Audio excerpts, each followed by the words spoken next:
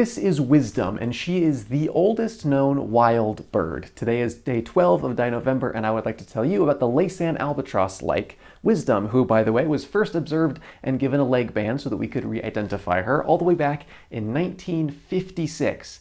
And she had a baby at the time. Not this one, but she had one. And because we know that Laysan Albatross don't have chicks until they're at least 5 years old, that means that Wisdom is at least 74. Laysan Albatross are not just huge and awe-inspiring with wingspans of over 6 feet in length. They are also some of the most common birds in the Hawaiian Islands, and as Wisdom demonstrates, they are some of the longest living birds. And in their long lives, they form long-lasting pair bonds. The same couples will re-pair year after year.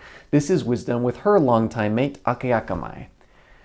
At least he was, until he disappeared in 2021, and it became unclear if Wisdom would be able to find another mate and continue to have chicks. But in November of last year, she did. This is Wisdom with her new mate, who successfully helped her have yet another egg that hatched earlier just this year. Laysan albatrosses live individually over the summer, but then in this very month of November, every single year, they come back together and reaffirm the relationship through an elaborate bonding ritual that looks a lot like a dance before having another chick. And the oldest couples will have been having and raising baby albatross together for decades. And something else that is fascinating is that for nearly a third of the pairs, both partners are female. They go through all of the same courtship behaviors as male-female pairs and are equally devoted parents. The only difference is that one or both of the females slips away to mate with a male from the outside of the union so that her eggs can get fertilized. Male albatrosses, it seems, have no problem whatsoever with a little mating on the side of their own unions. He'd better not try to move in on the relationship, though.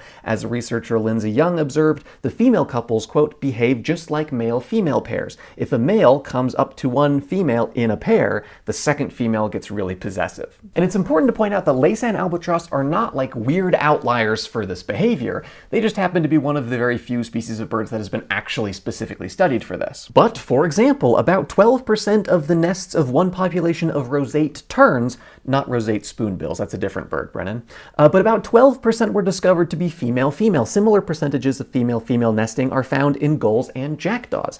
Male bird couples don't have the possibility of laying eggs of their own, but that doesn't stop them from coming together either. Male mute swans may bond for life just like female pairs do, even though their nests are empty.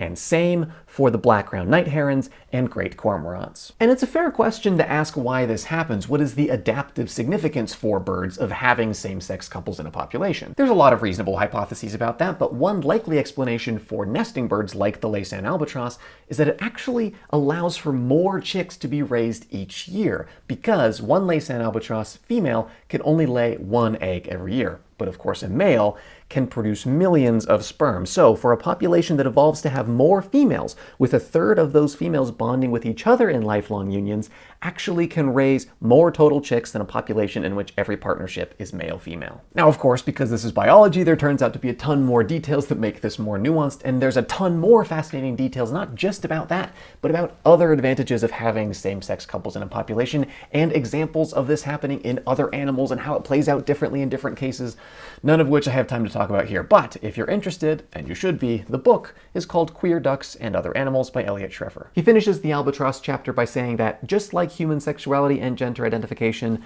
animal sexuality resists simplification. It certainly doesn't march neatly onto an arc in boy-girl pairs. And trust me, the more that you know about biology and zoology, the more true you will know that that is. Also, my name is Milo, and you should let me know what dinosaurs you think I should make videos about for the rest of Dinovember.